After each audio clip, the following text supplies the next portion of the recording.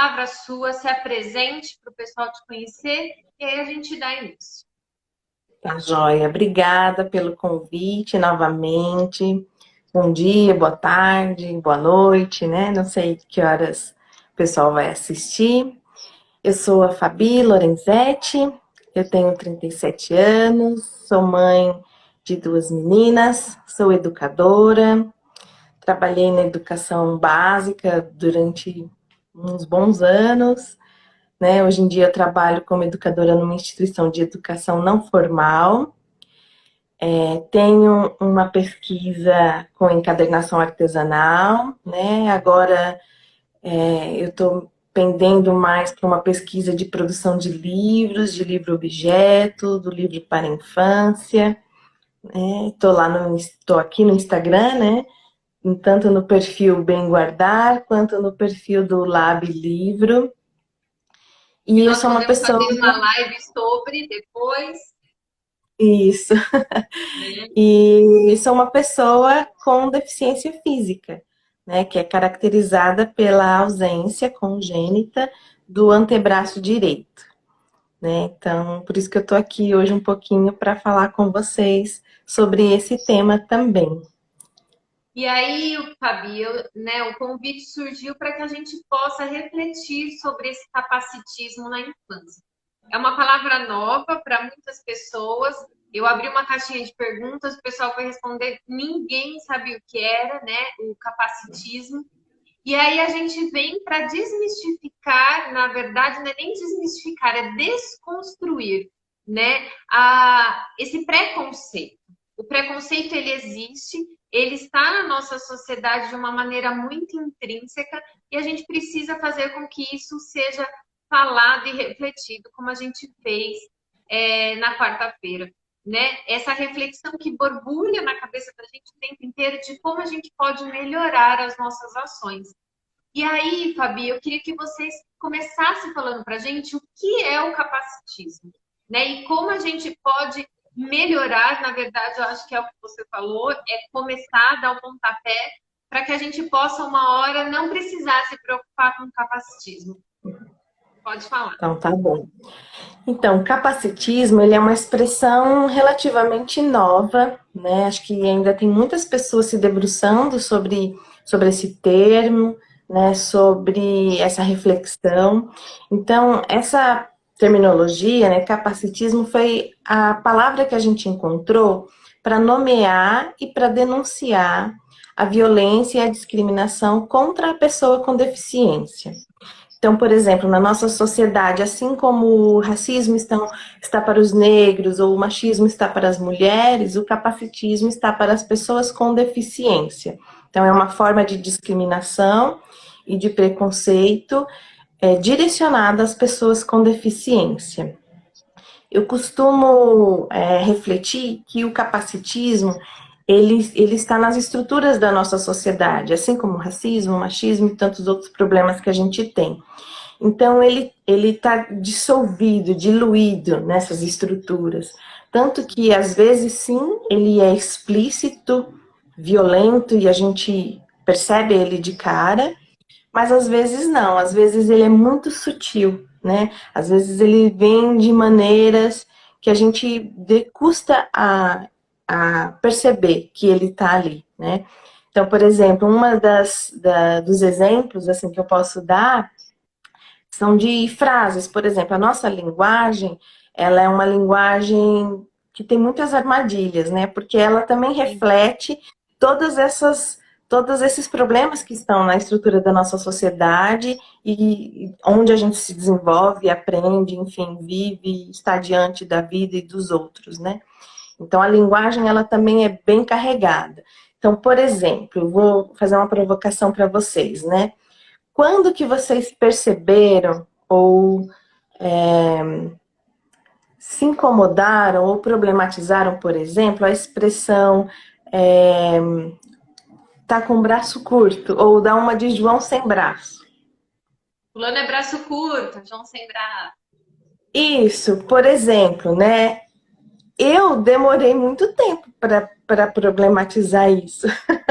né? Eu Assim, problematizei quando eu ouvi a sua conversa com a Fernanda. Olha, então, porque assim, é uma expressão que ela me afeta diretamente, porque eu tenho braço curto e eu não tenho um braço, né? Mas eu sempre falei, não, mas eu tô entendendo o que que isso significa, não é comigo, né? E então, assim, eu sempre entendi, eu sempre naturalizei essa expressão e outras expressões, né? E é de um tempo para cá que eu venho tomando essa consciência, assim, pera lá, não é bem assim, né? Olha o que está por trás disso quando a gente fala. Por que que a gente fala isso? Por que que a gente constrói essas frases, esses termos que vão passando, é quase um ditado popular, né? Que vão exatamente. passando de De geração em geração em geração e vão carregando um conceito, né? Vão carregando uma ideia, né? Então, isso entre várias outras que a gente usa. Então, por exemplo, se você está procurando uma coisa e a pessoa fala assim, está cego, né? Então, a gente é comum que a gente use certas expressões de um modo pejorativo, porque as deficiências, elas ainda são enxergadas como um problema, né? Como algo a ser superado, né? Como algo que precisa de conserto, né? Então, a gente ainda se depara com as deficiências com esse pensamento. E quando a gente fala desconstruindo o preconceito, a gente pode usar a palavra que eu usei, né, no começo, desmistificando também, mas não é o preconceito, a gente pode desmistificar a deficiência física, né? Porque é o que a gente conversava na quarta-feira. Você vê uma pessoa com deficiência física, a primeira coisa que vem à sua cabeça é a incapacidade ou o sentimento de pena, né? Que a gente conversou muito sobre isso. E você precisa desmistificar. Eu comentei com meu esposo na quarta hora que terminamos a live que eu fui dormir reflexiva, né? Eu fui dormir pensando em tantas coisas que nós conversamos e que a gente pode mudar já na nossa sociedade com as nossas crianças. Então é uma gotinha no oceano. Nós temos que começar, né, a Sim, falar da deficiência, trazer essa sim, deficiência para debate, para reflexões. Uma coisa sim. que você trouxe, Fabi, que eu acho muito bacana a gente tocar no assunto novamente, o capacitismo, ele não é oposto da inclusão, né? São termos que caminham paralelo e que precisam ter visibilidade para os dois lados, né? Então a gente precisa falar sobre capacitismo, mas a gente precisa falar de inclusão. E uma inclusão que não segregue, né? Porque às vezes a gente tem uma inclusão também que é de fachada, como nós costumamos dizer. Então, eu queria que você falasse um pouco sobre isso, de como foi a Fabi nessa trajetória de 37 anos, né? Como que a Fabi se percebeu com essa deficiência, como que a Fabi foi incluída e principalmente como foi a Fabi na infância, enquanto criança com uma deficiência e enquanto estudante em sala de aula. Nossa, são muitas perguntas. Vamos ver se eu vou conseguir organizar. Eu vou puxando, eu vou puxando. Tá bom. Bom, a primeira coisa que você falou, né, sobre esse desmistificar, né, o capacitismo, eu acho que é uma coisa que precisa ficar clara, né, para todos nós, é que todos nós somos capacitistas. Eu sou, você é, todo mundo é. A gente, a gente cresceu numa sociedade que pensa assim, que educou a gente assim. O que que a gente precisa fazer? Reconhecer esse lugar e aos poucos ir tentando desconstruir, né? Então acho que nosso maior trunfo está nisso, né? Na gente poder ir desconstruindo, poder perceber aonde que a gente escorrega, porque todo dia é um escorrego, né?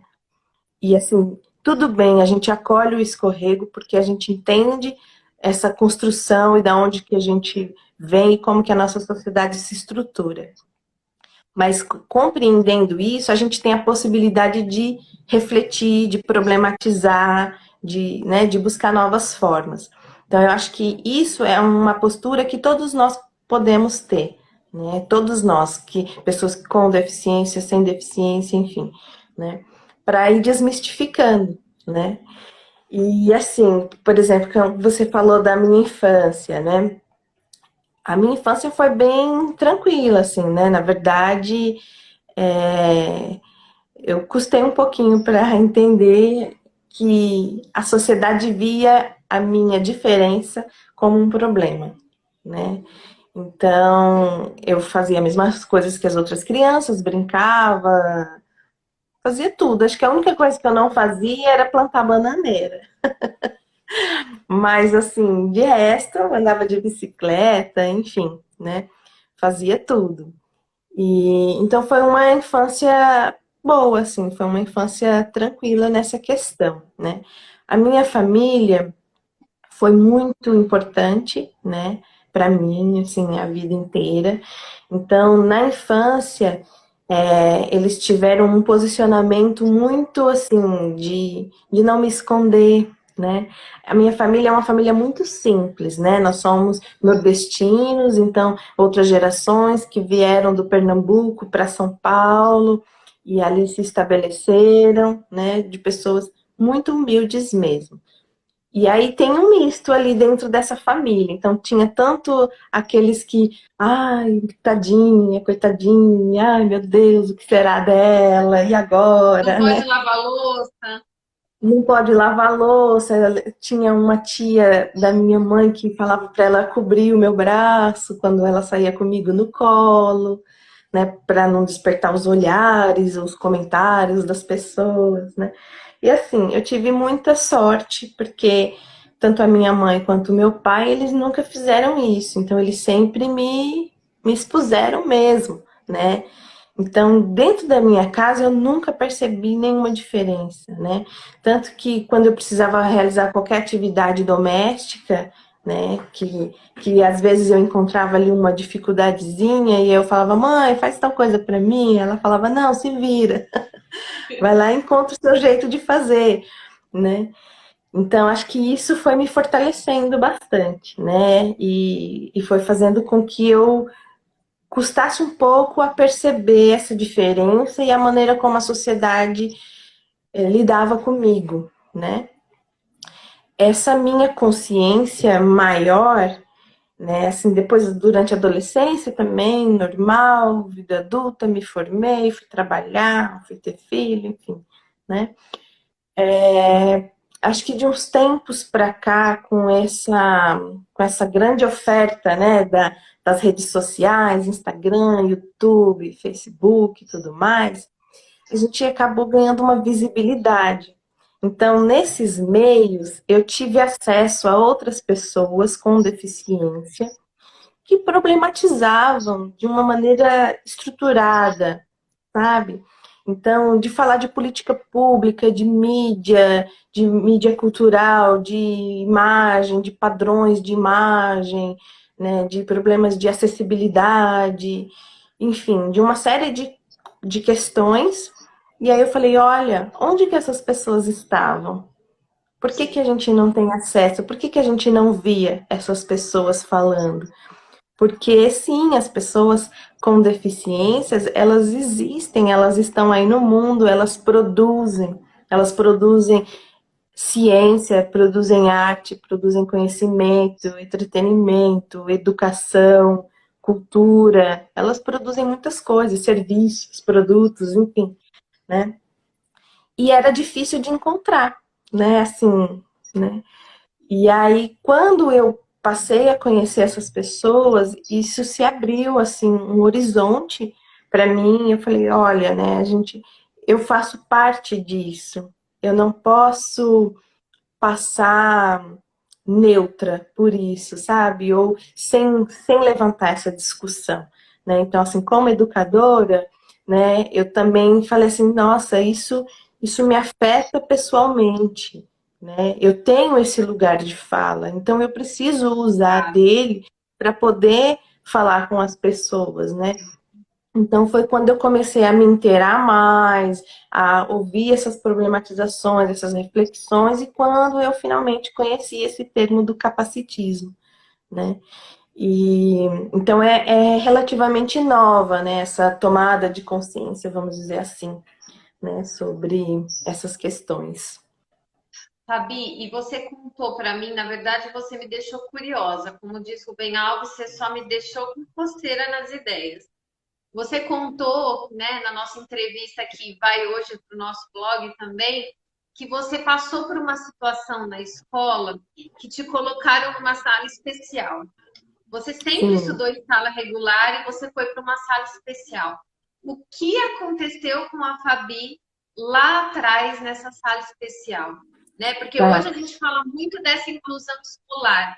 Como que foi isso? Né? O que isso te Uhum. trouxe de inquietação ou até de algo que te machucou, né? Que te marcou? Então, o que aconteceu foi assim, né? Quando eu tinha 8 anos, a gente mudou para o interior de São Paulo, para uma cidadezinha bem quase lá no Paraná já, né? E nessa época, minha mãe, ela estava com depressão, ela estava com síndrome do pânico, então era uma situação difícil, então ela ficava muito dentro de casa, enfim, eu tinha 8 anos, e aí eu fazia o trajeto de casa para a escola sozinha, né? Então, eu era super autônoma, então eu ia, voltava, e era uma cidadezinha bem pequenininha, só tinha 3 escolas na cidade, era bem tranquilo nesse aspecto. Mas o que que aconteceu? Eu acabei, fui matriculada nessa escola, e eles me colocaram numa sala especial, né? E a minha mãe não percebeu isso na época, nem o meu pai, né? E eu lembro disso, assim, era uma sala que tinham crianças de diversas condições, né? Tinham crianças, eu tinha 8 anos, eu lembro que tinham crianças de 14 anos, né? Com vários tipos de deficiência. E eu me lembro, eu me recordo um pouco, assim, que eu ficava um pouco alheia, né? Que algumas crianças demandavam mais atenção, então os educadores, né, a professora se dedicava mais, então eu ficava um pouco de lado, assim, um pouco né, de canto. Mas o que que me despertou nessa experiência? Eu tinha uma dificuldade, até pela mediação, talvez, que tenha sido feita ou não feita, né, com os alunos, por parte dos educadores e tudo mais, eu tinha uma dificuldade dessa interação, dessa comunicação com os meus colegas de sala. Então, eu mirava na sala do lado, que era uma sala regular. E aí tinham outras crianças da minha idade, né? Outras meninas da minha idade. E era uma época que eu gostava muito daquela brincadeira de pular elástico, né? Ai, que Bem dessa delícia! época. Amava. De brincar de queimada. Ah, era uma delícia. E aí, o que que aconteceu? Eu tentei me aproximar dessas meninas da outra sala, mas eu fui rejeitada, né? Então, assim, elas não... E, assim, criança, às vezes, é bem cruel, né? Ué, quando a gente Então, diz isso como educadora, as pessoas olham para a gente e falam: como criança é cruel? Eles vão perpetuando, desculpa te cortar, mas eles vão perpetuando o que é colocado para eles. E eles se tornam sim. cruéis se a gente não correr para refletir com eles. E eles são francos, né? Então, por exemplo, eu queria brincar e as meninas falavam assim: não, você não, porque você é daquela sala. Ou não, você não, porque você não tem um braço, né? Então, foi muito explícito. Então, foi a primeira vez que eu me deparei com essa imposição que para mim foi, mas não faz sentido, eu vou pular elástico, né? E sabe, enfim, né? E antes que fosse qualquer outra coisa, né? E, e aí foi uma situação difícil, assim, eu na época eu consegui resolver a situação do meu jeito, né? Assim, Mas eu. você seguiu na sala. Você Oi? finalizou o ano nela. Você finalizou o ano nessa sala. Não, eu fiquei 6 meses, eu consegui mudar de escola, porque a prima da minha mãe, ela foi numa reunião de pais para minha mãe e ela percebeu que eu estava numa sala especial. Ao perceber, ela problematizou, ela questionou a escola e ela falou: não, a gente vai mudar ela, vamos levar ela para outra escola. E eu fui para a escola regular, onde eu fui muito bem acolhida. E eu tenho uma memória muito nítida que a professora nova, ela dava uma aula para mim e outra aula para a turma, porque de fato eu estava bem atrasada, né? E aí eu me lembro que no primeiro dia de aula ela me passou umas continhas de matemática super fáceis assim e me deu um parabéns, né? E eu fui com um caderno aberto para casa para mostrar todo mundo que passava por mim na rua, eu mostrava, ó, ganhei um parabéns. Foi muito, muito, muito importante aquela professora, o acolhimento da nova escola, né? Eu E acho aí, que só a que gente... Pode falar, Fabi. então, e aí o que que aconteceu, né? Quando eu passei por essa experiência das meninas e da rejeição, né? O meu modo de enfrentar, a princípio, eu me queixei da situação, mas eu fui na casa das meninas porque eu não encontrava esse respaldo dentro da escola, né? Então eu não conseguia, não sei qual era o bloqueio, por que que eu não me conectava, o vínculo. É uma coisa que não existe na minha memória de pedir ajuda dentro da escola numa situação como essa. Então foi o meu jeito, então no meu trajeto de voltar para casa, eu passei na casa dessa menina e falei para a mãe dela. Eu me queixei com a mãe dela.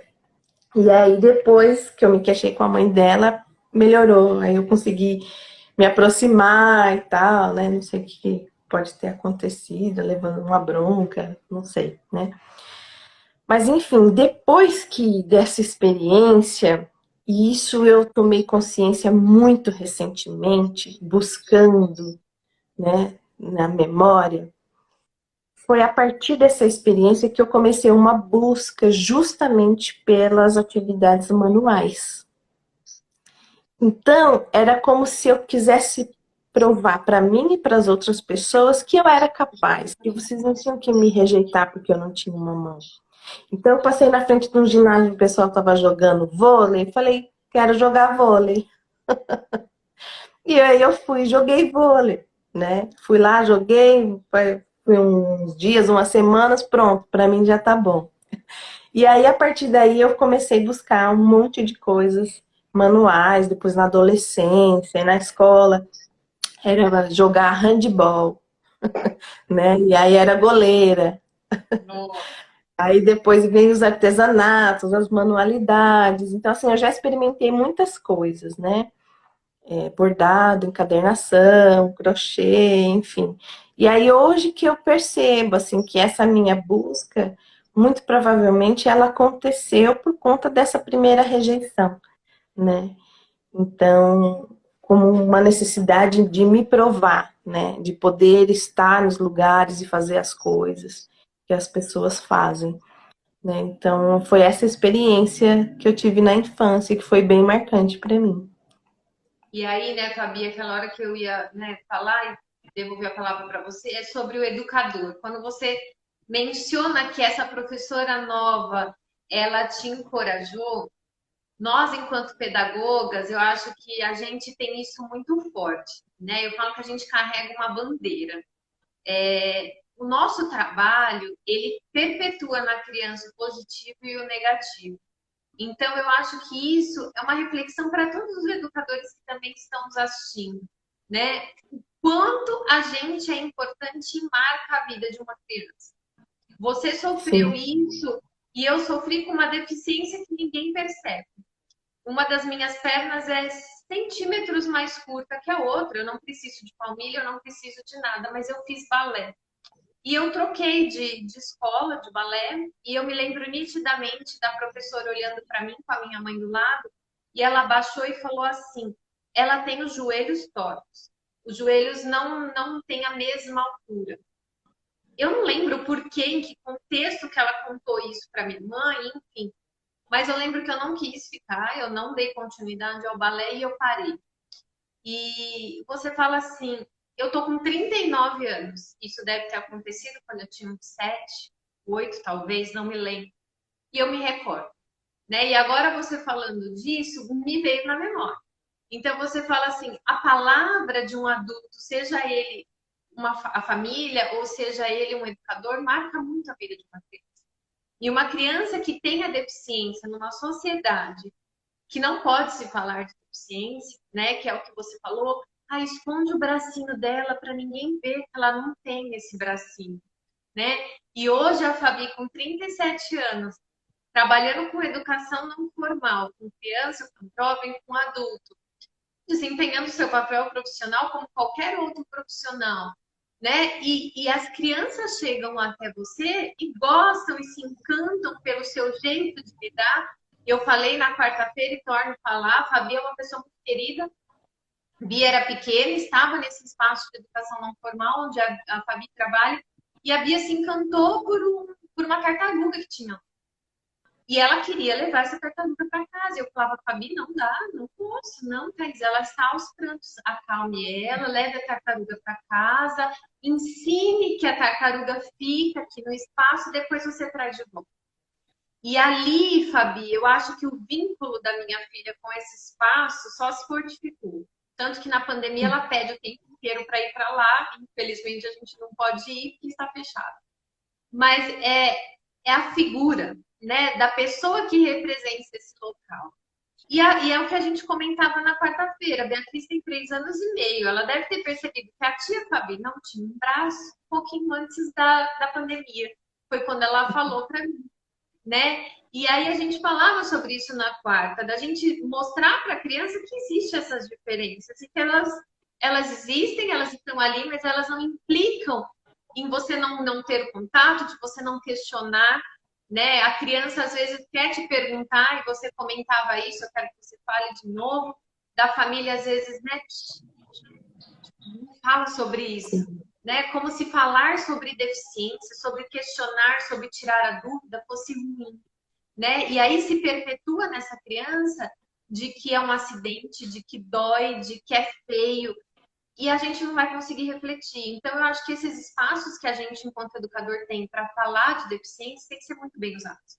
E a mídia, nessa pandemia, nos aproximou de várias questões, né? Então, eu acho que isso é algo que você precisa trazer para as pessoas que estão nos ouvindo, para que também possam refletir e disseminar essa cultura de falar sobre, né? Sim.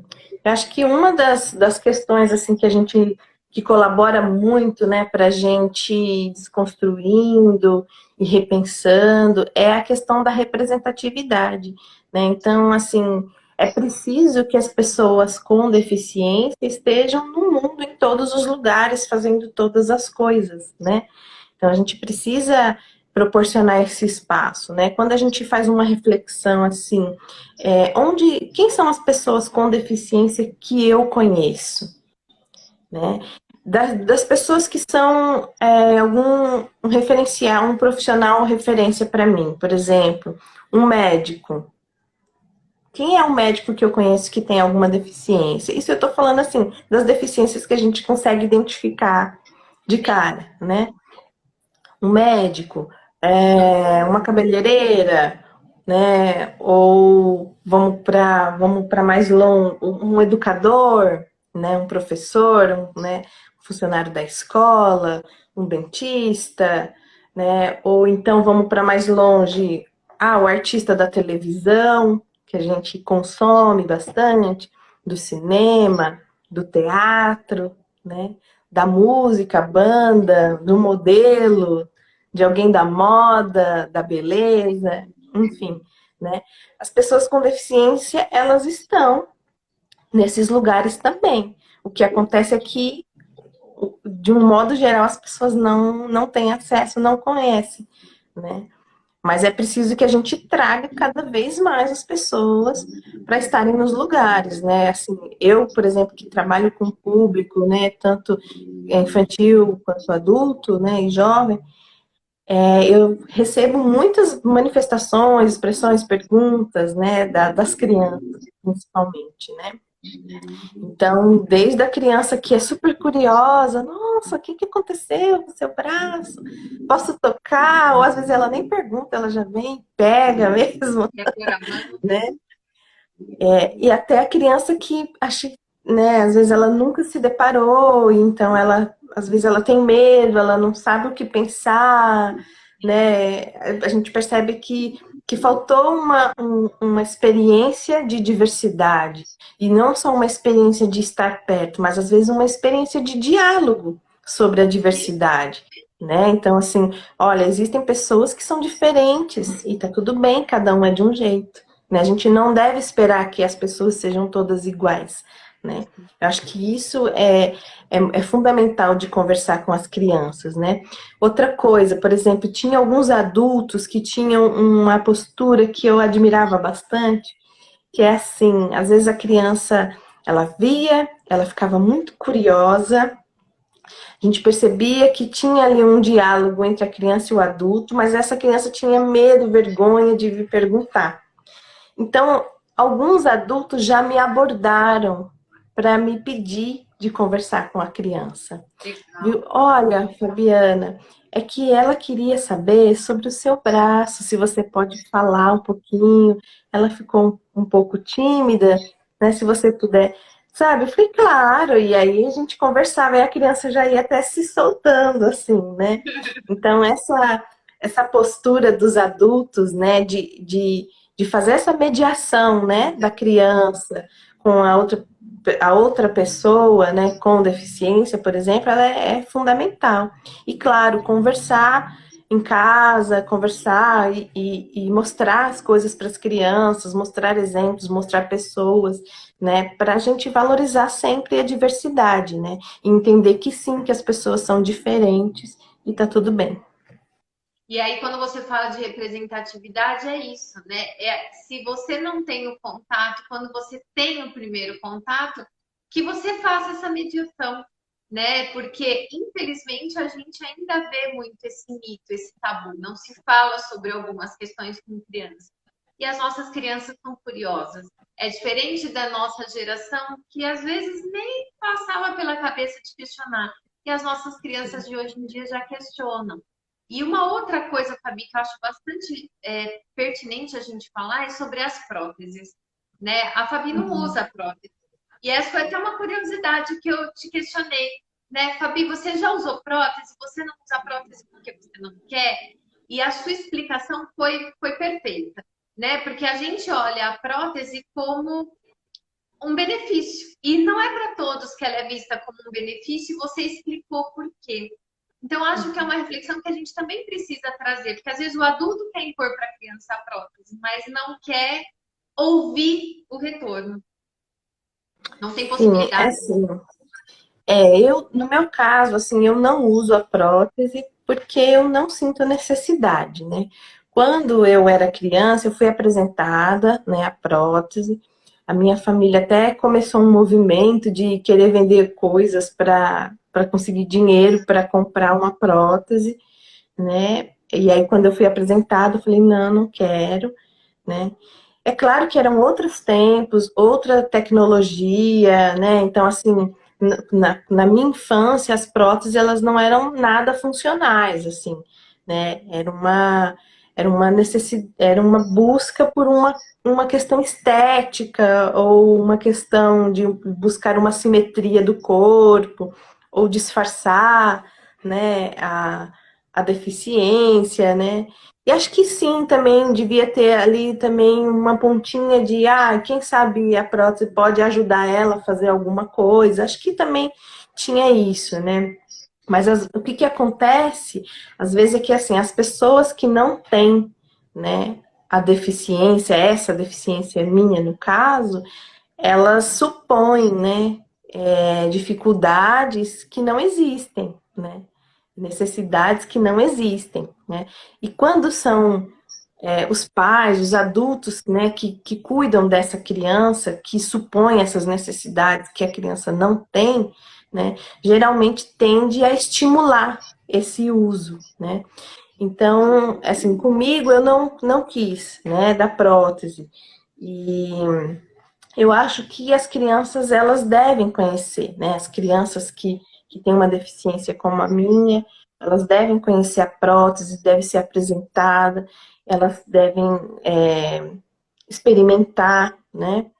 Mas eu acho que a gente precisa tomar bastante cuidado na maneira como a gente apresenta para não supervalorizar o uso no lugar da condição natural da criança, né? De deixar ela bem à vontade, assim, para experimentar, para gostar, para não gostar, para recusar, para identificar se para essa atividade ela é boa, para essa não tanto, né? Deixar ela experimentar isso, eu acho que é fundamental. Para mim, especificamente, assim, como eu gosto muito de trabalhos manuais e assim, eu acabei desenvolvendo uma habilidade com o meu bracinho, né?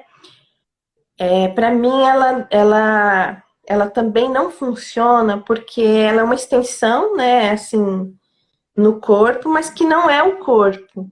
Então, eu perderia o tato, a sensibilidade, né? Então, sentir calor, sentir textura, para fazer carinho, para tudo isso. Então, para mim não valeria, né? Assim, eu já vi, por exemplo, vídeos, né, agora até recentes, assim, de crianças, adultos experimentando, se adaptando, né? E hoje em dia elas são bem funcionais, elas têm sim, elas têm vários movimentos, né? E assim, na minha cabeça, claro que assim, precisa usar, experimentar e aprender a interagir com ela, né? Mas eu me lembro de um vídeo que uma pessoa estava um tempão assim, né, treinando para pegar um copo com água e beber. Falei, gente, mas nesse tempo eu já tinha pegado copo, já tinha bebido água, já tinha feito um monte de outras coisas, né?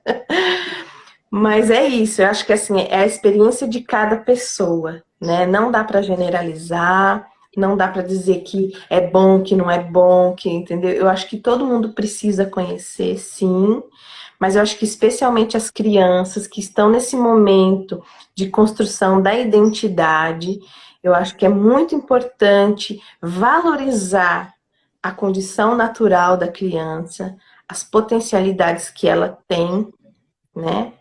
E dentro disso oferecer, quem sabe, um recurso que a criança vai sinalizar se para ela é bom ou não, né?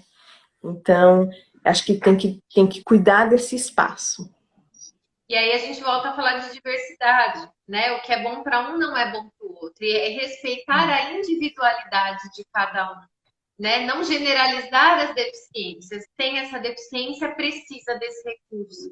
Você se adaptou, você desenvolveu as suas habilidades, adaptou as suas atividades para aquilo que a gente vê como dificuldade e que para você não é, né? Então, Sim.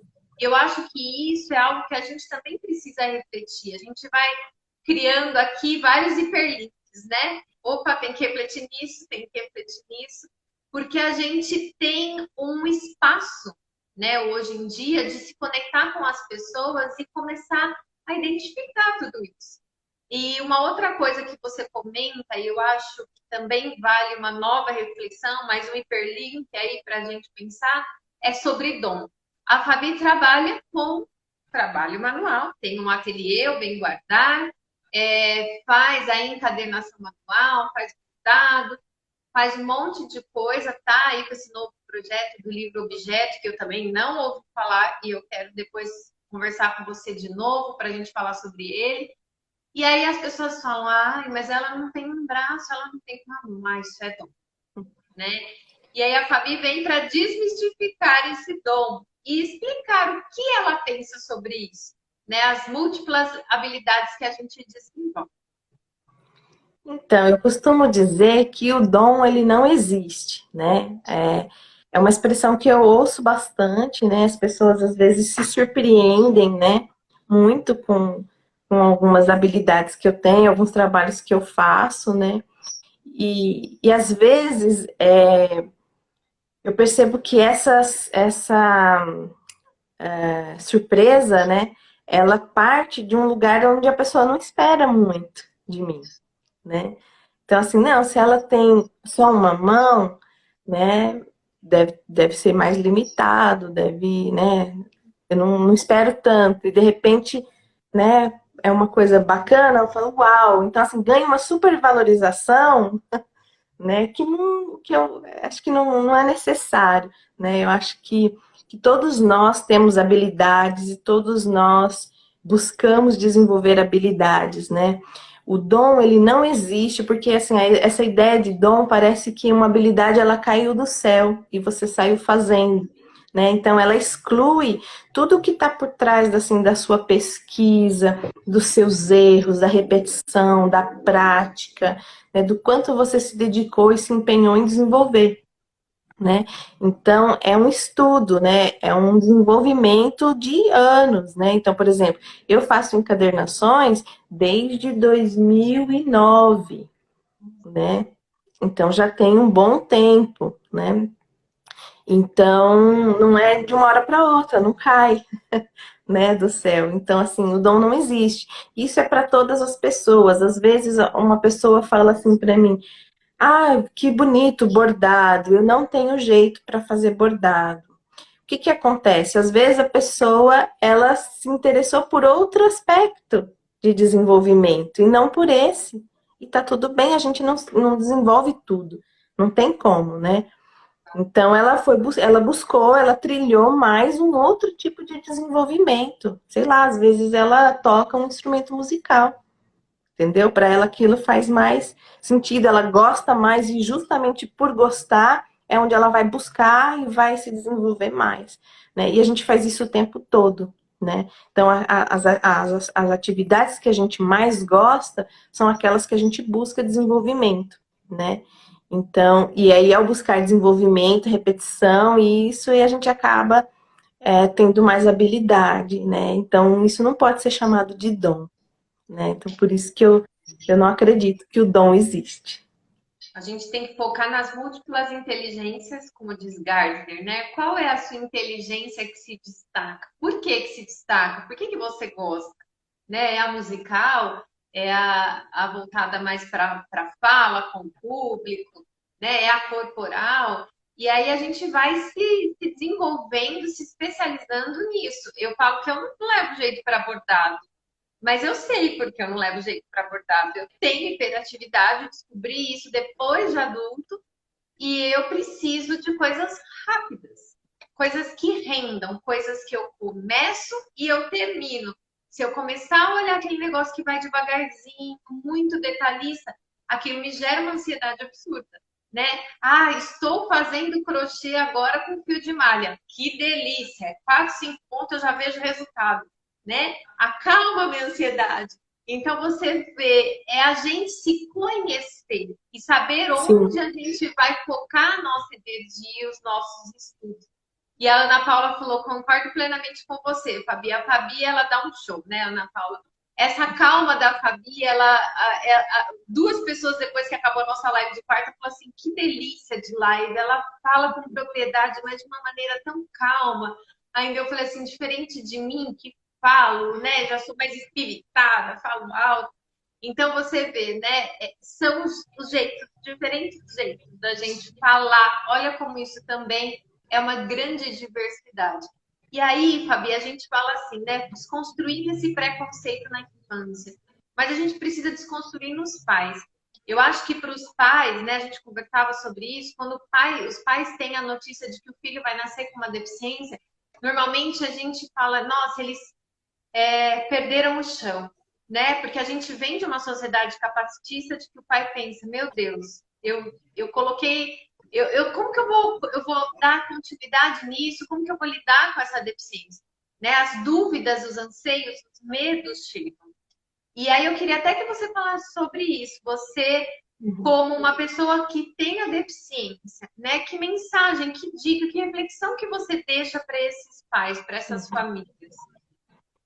olha, em primeiro lugar, eu acolho muito, né, essa manifestação, esses sentimentos, né, eu acho que a gente precisa entender que todos nós estamos nessa sociedade que ainda enxerga a deficiência como um problema, como uma questão a ser superada, como algo que precisa de conserto, precisa, né, e, e não é fácil, né? Você se deparar de repente, né, com essa realidade tão próxima, né?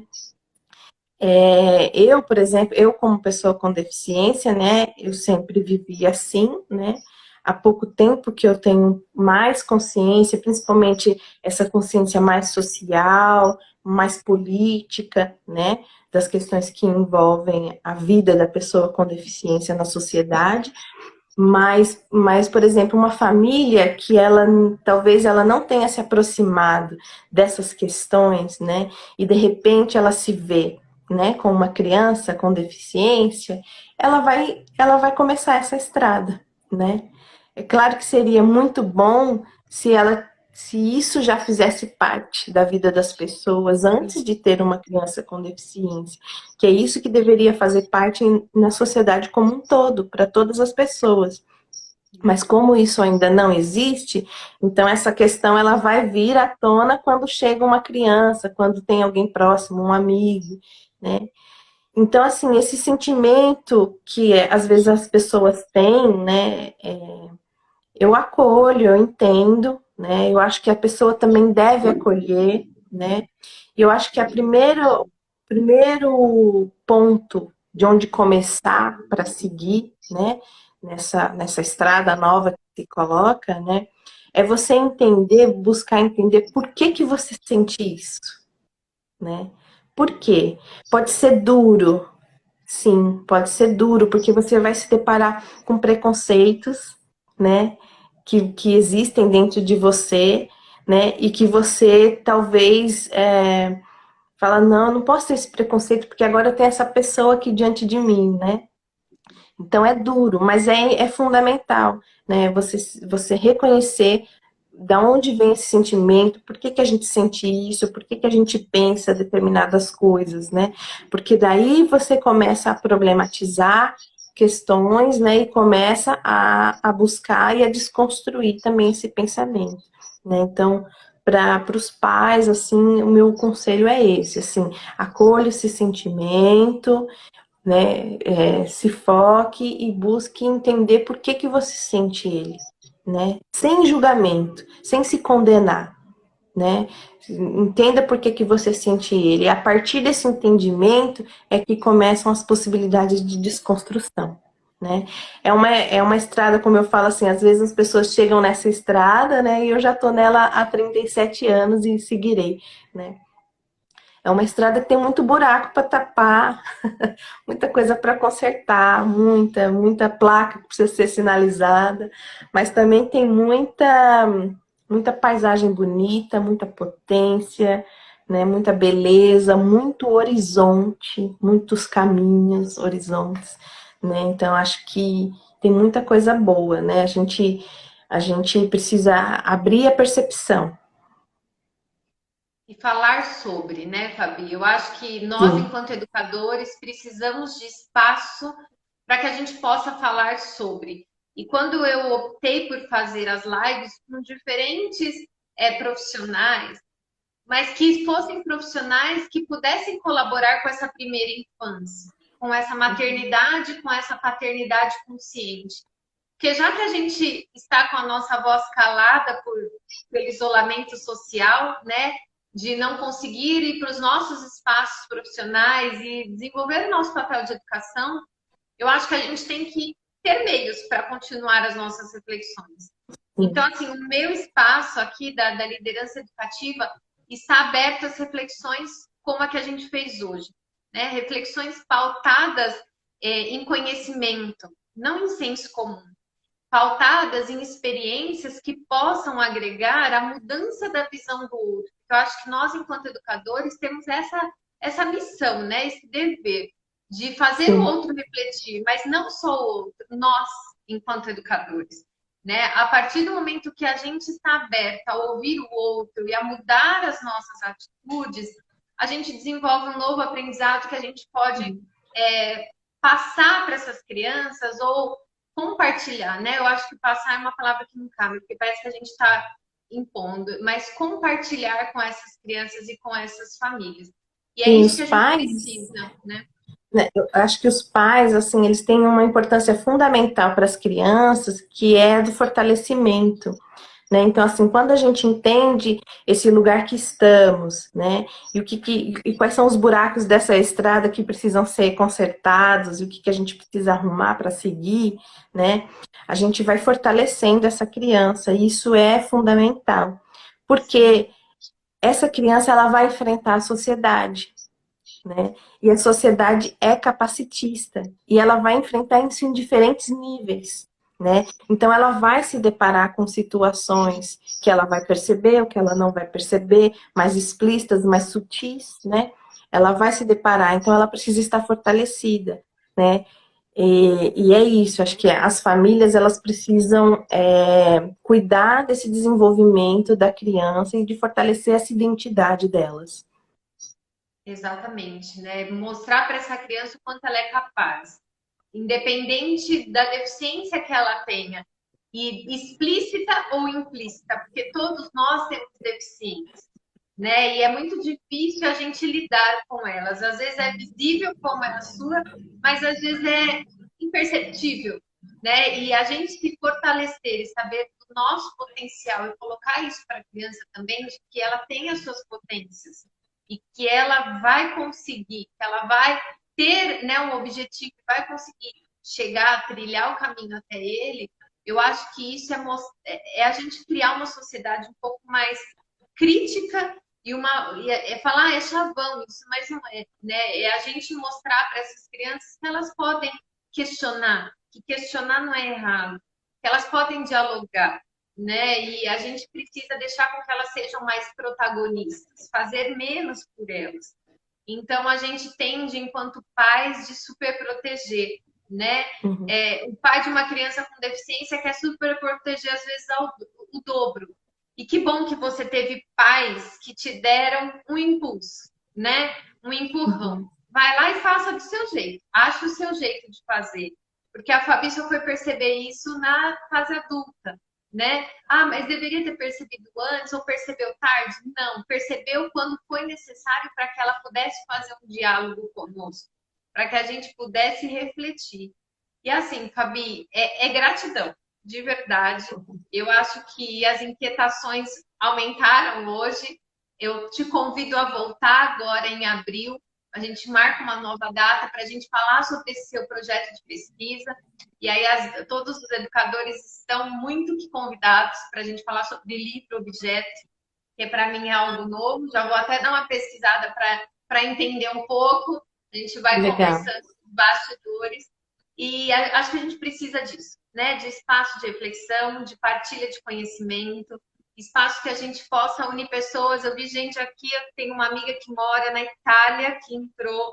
Então você fala assim, a gente está passando as barreiras, né? As nossas fronteiras estão indo. Então eu acho que isso é bacana também. Tá subindo o coraçãozinho, então é porque o pessoal gostou. Se alguém tiver alguma dúvida e quiser perguntar para a Fabi, fique à vontade. A Fabi é uma querida. Quem quiser conversar com a Fabi no privado também, o perfil dela é bem guardar, não tem como esquecer. E a gente vai gravar hoje. Se o Facebook não travar, Fabi, a gente acha, até a Dani lá de Floripa depois me chamou. Ah, eu não acredito, eu vi você falando que não conseguiu gravar. Eu acho que é um horário que a gente faz que fica muito carregado. Travou, Uhum. né? As mensagens, e depois eu não conseguia, a tela ficou estática. Então, acho que esse horário também foi bacana. Eu vou até repensar isso para os próximos, da gente fazer em um horário diferente para ver se a gente tem um fluxo aí melhor. Obrigada, Fabi, de coração. Eu Se que você quiser agradeço. falar algo que a gente não falou, a palavra é sua. Ah, eu que agradeço. Nossa, para mim é muito importante estar aqui conversando sobre esse tema, né, com vocês, pessoalmente, né, porque me afeta, né, e também como educadora, porque é algo que eu sinto essa necessidade, essa missão, né, de trazer essas questões para todas as pessoas. Então, assim, a minha última palavra é assim, da gente se reconhecer nessa sociedade, reconhecer que ela tem muitos problemas, né? Reconhecer que esses problemas eles estão na gente, né? E a partir disso a gente vai desconstruindo aos poucos, né? A gente não consegue desconstruir de uma hora para outra, negar que existe, nada disso. A gente precisa tomar consciência e aos poucos ir desconstruindo, ouvindo pessoas, buscando informações, né, buscando a representatividade, né? Eu acho que é assim que a gente vai construindo uma sociedade melhor. Obrigada, Fabi. Bom fim de Eu que semana. Hoje à agradeço. noite, por volta de umas 7h30, a nossa entrevista vai estar no blog também. Nós fizemos uma entrevista escrita com a Fabi. Lá vai ter todos os contatos dela e o nosso blog está dentro do nosso site, que é www.liderançaeducativa.com.br/blog. Obrigada a todos que estiveram conosco, o pessoal foi entrando, foi saindo, mas esse movimento é muito bom porque a gente sabe que também vai ser disseminada essa nossa reflexão. Bom fim de semana, Fabi, bom fim de semana a todos. Obrigada. Obrigada, até Tchau, mais. tchau.